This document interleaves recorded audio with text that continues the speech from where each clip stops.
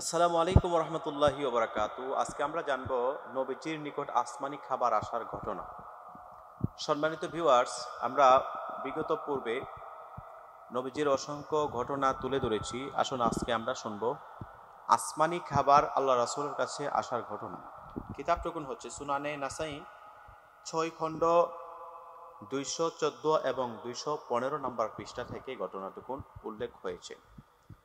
হযরত সালমা ইবনে নাফিল রাদিয়াল্লাহু তাআলা আনহা থেকে বর্ণিত, তিনি বলেন, আমি নবী করিম সাল্লাল্লাহু আলাইহি ওয়াসাল্লামকে জিজ্ঞেস করলাম, আপনার কাছে কি আসমান থেকে খাবার আসে? তিনি উত্তর দিলেন, হ্যাঁ আসে। আমি বললাম, সেই খাবার কি অবশিষ্ট আছে? তিনি বললেন, হ্যাঁ থাকে। আমি বললাম, সেটা কি করা হয়? তিনি উত্তরে বললেন, আল্লাহ রাসূল বললেন, আমি নবীজি যে খাবার খাই, যে খাবারটা অবশিষ্ট থাকে, সেই খাবারটা আল্লাহ তাআলা আসমানে উঠিয়ে নেন। সুবহানাল্লাহ। অপর এক বর্ণনায় এসেছে, নবী করিম সাল্লাল্লাহু তাআলা আলাইহি ওয়াসাল্লামের কাছে এক সাহাবী বর্ণনাকারী বলছেন, অপর বর্ণনায় এসেছে, আমরা একদা নবী করিম সাল্লাল্লাহু আলাইহি ওয়াসাল্লামের কাছে বসে আছি। এমন সময় এক লোক এসে বললেন, হে আল্লাহর হাবিব, আপনার কাছে কি আসমানের কোনো খাবার আসে? সে আবার জিজ্ঞেস করলো, আপনার কাছে কি রান্নার পাত্রে খাবার আসে? একটু খেয়াল করেন, সাহাবাই কেরাম নিয়ে নবীজি একদিন বসা রইলেন। তখন নবীজির কাছে এক ব্যক্তি এসে বললেন, ইয়া রাসূলুল্লাহি, ইয়া হাবিব আল্লাহ, আপনার কাছে কি আসমানি কোনো খাবার আসে এবং সেই খাবারটা কি কোনো পাত্রের মাধ্যমে আসে, পাত্রের রাখা অবস্থায় আসে? নবী করিম সাল্লাল্লাহু আলাইহি ওয়াসাল্লাম তিনি বললেন,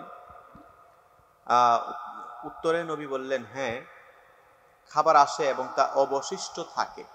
যে খাবারটা আল্লাহ তাআলা আসমানি থেকে ফয়সালা করেন, অর্থাৎ জান্নাত থেকে যে খাবারটা, সেটা আসে এবং সেটা অবশিষ্ট থাকে। নবী বললেন, লোকটি আবার বলতেছেন, ইয়া রাসূলুল্লাহ, ইয়া হাবিবাল্লাহ, অবশিষ্ট খাবার কি করা হয়? তিনি বললেন, অবশিষ্ট খাবার আসমানে উঠিয়ে নেওয়া হয়। সুবহানাল্লাহ। যে খাবারটা আল্লাহ রাসূল খেয়ে শেষ করতেন, বাকি যে খাবারটা থাকতো সেটা আল্লাহ তাআলা আসমানে উঠিয়ে নিয়ে যেতেন। এরপরে উক্ত ব্যক্তি বলতেছেন, খাবার আমার কাছে আসে বলে আমি দুনিয়াতে তোমাদের মাঝে সামান্য সময়ের জন্য এসেছি। তিনি এখানে একটি গুরুত্বপূর্ণ কথা বলেছেন। আল্লাহ রাসূল বলতেছেন, খাবার আমার কাছে আসে বলে আমি দুনিয়াতে তোমাদের মাঝে সামান্য সময়ের জন্য এসেছি। আমার পর তোমরাও এখানে অল্প দিনের জন্য থাকবে। নবী বলতেছেন, আমি যেমন সামান্য দিনের জন্য এখানে এসেছি, তোমরাও সামান্য দিন এই দুনিয়াতে থাকবে, তোমরাও এখান থেকে বিদায় হয়ে যেতে হবে।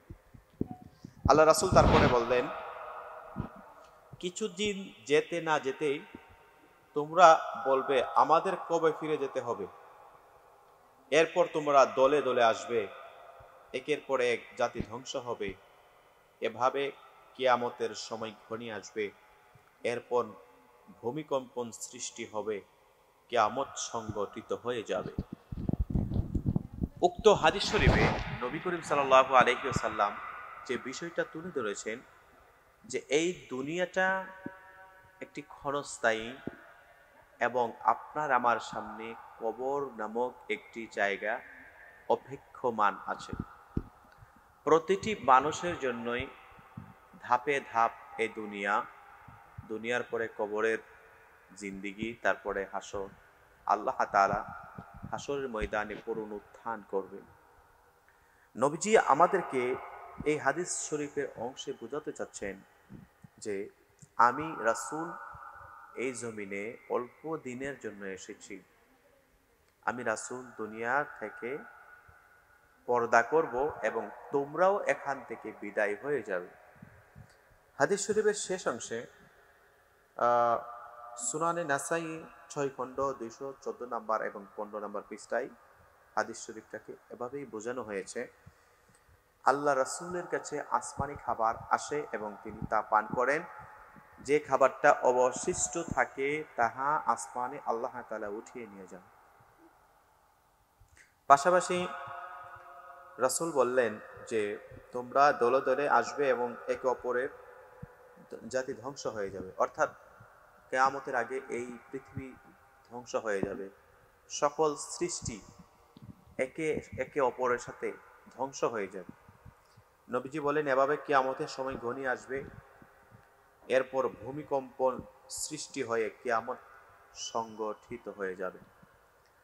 অতএব আল্লাহ পাক রব্বুল আলামিন এই জমিনের ভিতরে যাহা কিছু আকাশ বাতাস, আল্লাহর আসমান জমিন, আল্লাহর সৃষ্টি জগতে পাহাড় পর্বত নদী নালা যাহা কিছু আছে, সকল কিছুর সৃষ্টি একদিন ধ্বংস হয়ে যাবে, সকল কিছু সব কিছু শেষ হয়ে যাবে।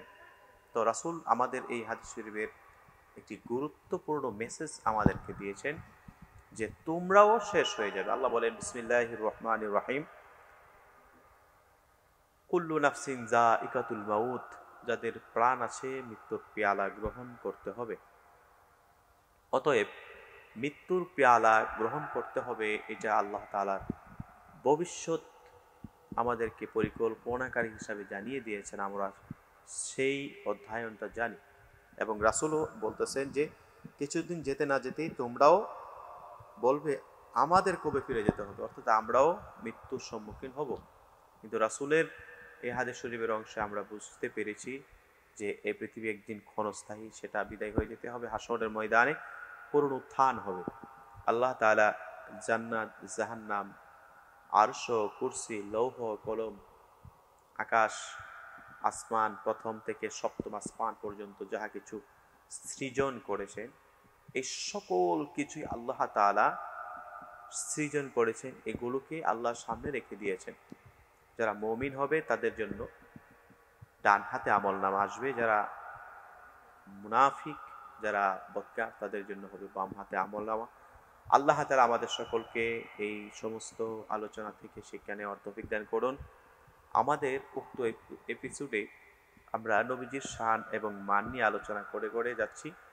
আপনারা যদি নিয়মিত দর্শক হয়ে থাকেন তাহলে আমাদের এই আলোচনাগুলো আপনারা পরিণত শুনবেন এবং আমাদের সাপোর্ট দিয়ে যাবেন ইনশাআল্লাহ। দেখা হবে আরেকটি নতুন এপিসোডে। আসসালামু আলাইকুম ওয়া রাহমাতুল্লাহি ওয়া বারাকাতুহু।